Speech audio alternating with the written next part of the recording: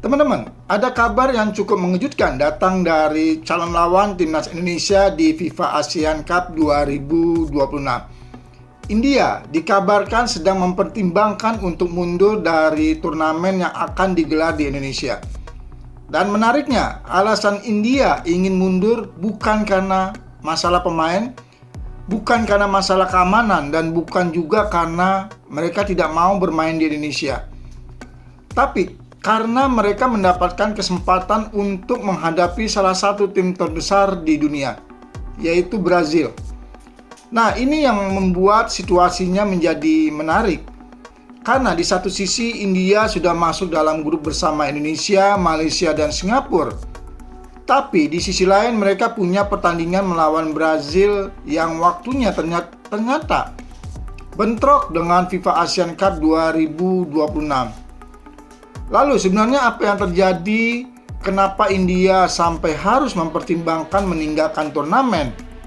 Dan kalau India benar-benar mundur, apakah ini justru menjadi keuntungan untuk timnas Indonesia?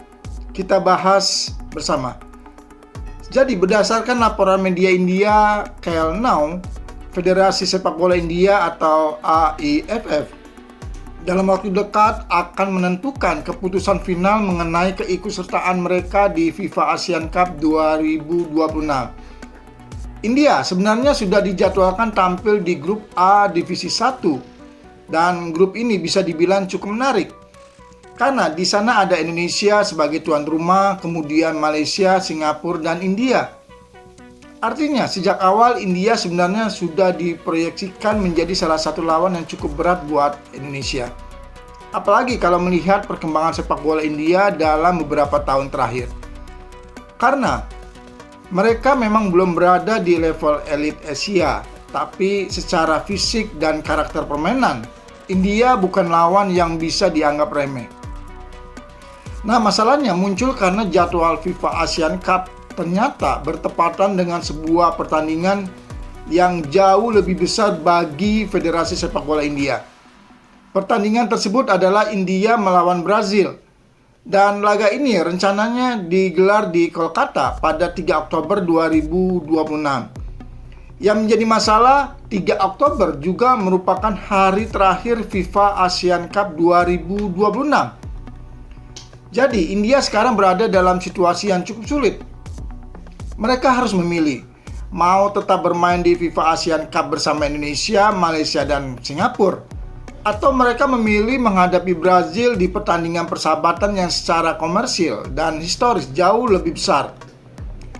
Kalau kita melihat dari sisi India, tentu keputusan ini tidak sederhana. Karena menghadapi Brazil adalah kesempatan yang mungkin tidak datang setiap tahun. Bahkan bisa jadi tidak datang lagi dalam waktu yang sangat lama. Coba bayangkan, timnas India bermain di kandang sendiri, stadion penuh, antusiasme masyarakat tinggi, dan lawannya adalah Brazil. Nama Brazil sendiri sudah cukup untuk menarik perhatian dunia. Jadi wajar kalau AIFF melihat pertandingan ini sebagai sesuatu yang sangat penting. Bahkan kabarnya AIFF sudah menyiapkan dana yang sangat besar untuk memastikan pertandingan melawan Brazil bisa berjalan sukses. Angkanya mencapai sekitar 60-70 crore rupiah. Kalau dikonversikan ke rupiah, nilainya berada di kisaran 111 miliar sampai hampir 130 miliar. Angka yang sangat luar biasa besarnya. Dana tersebut kabarnya berasal dari sponsor, proyeksi penjualan tiket, dan dukungan pemerintah Benggala Barat. Artinya, pertandingan melawan Brazil ini bukan sekedar pertandingan persahabatan biasa, ada proyek besar di belakangnya. Ada kepentingan komersial, ada promosi sepak bola, ada kepentingan pemerintah daerah. Dan tentu saja ada kesempatan bagi sepak bola India untuk mendapat sorotan internasional. Makanya bisa dipahami kalau AIFF kemudian lebih condong mempertahankan pertandingan melawan Brazil. Tapi kemudian muncul satu persoalan lagi. Kenapa tidak dibagi saja? Misalnya tim utama India dikirim menghadapi Brazil, sementara tim U23 atau pemain lapis kedua dikirim ke Indonesia untuk mengikuti FIFA ASEAN Cup. Secara logika mungkin terdengar masuk akal, tapi ternyata opsi tersebut dilaporkan terbentur aturan FIFA. India disebut tidak mendapatkan izin untuk tampil di FIFA Asian Cup dengan menggunakan tim U23 ataupun tim B-nya. Artinya India tidak bisa begitu saja membagi skuad mereka. Mereka harus mengirim tim sesuai ketentuan turnamen, dan disinilah dilema India semakin besar. Kalau aturan memungkinkan, mungkin masalah ini gampang diselesaikan. Tim utama ke Brazil dan lapis kedua ke Indonesia. Selesai. Tapi karena opsi tersebut tidak bisa dilakukan, India sekarang harus menentukan prioritas. Dan dari laporan yang beredar, Brazil menjadi pilihan yang lebih menarik. Dan sekarang kita masuk ke sisi timnas Indonesia. Kalau India benar-benar mundur, apakah Indonesia dirugikan atau justru diuntungkan? Kalau bicara kekuatan lawan, tentu ada dua sudut pandang. Di satu sisi, kehilangan India berarti Indonesia kehilangan salah satu lawan yang cukup menarik untuk dihadapi. Apalagi pertandingan melawan tim seperti India bisa menjadi ujian tersendiri. Indonesia membutuhkan pertandingan kompetitif sebanyak mungkin. Jadi, semakin banyak lawan berkualitas yang dihadapi, semakin bagus juga untuk mengukur perkembangan tim. Tapi di sisi lain, kalau India mundur, beban Indonesia di fase grup tentu bisa berubah. Kita belum tahu seperti apa format dan konsekuensi akhirnya kalau benar-benar ada satu tim yang mengundurkan diri. Karena semuanya masih bergantung pada keputusan resmi dari AFF dan penyelenggara. Jadi jangan sampai kita langsung menyimpulkan bahwa Indonesia otomatis mendapatkan keuntungan besar. Belum tentu. Yang jelas, kalau India benar-benar mundur, akan ada perubahan dalam komposisi dan jadwal pertandingan di grup. Ini juga menjadi pertanyaan menarik. Apakah FIFA dan penyelenggara akan mencari pengganti India, atau pertandingan tetap berjalan dengan jumlah tim yang lebih sedikit? Itu yang nantinya harus kita tunggu. Tapi kalau memang ada perubahan, kita tentu harus menunggu bagaimana keputusan penyelenggara. Buat timnas Indonesia sendiri, yang paling penting sebenarnya bukan siapa yang mundur, siapapun lawannya, target Indonesia harus tetap berjalan. Kalau ingin menjadi juara, kita harus siap menghadapi siapa saja, jangan sampai kita terlalu bergantung pada kekuatan lawan. Karena kalau targetnya juara, maka setiap pertandingan harus dianggap penting. Dan justru kalau India benar-benar mundur, Indonesia harus makin fokus. Jangan sampai berpikir bahwa grup menjadi lebih mudah, karena sepak bola itu selalu penuh kejutan.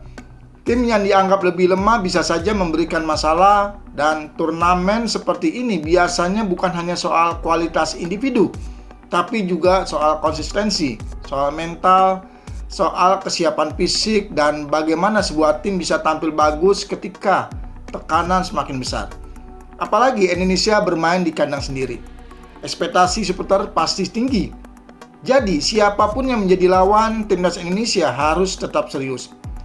Sekarang kita tinggal menunggu apakah India benar-benar akan mundur dari FIFA Asian Cup 2026 atau mereka justru akan mencari solusi agar tetap bisa mengikuti turnamen sekaligus menghadapi Brazil.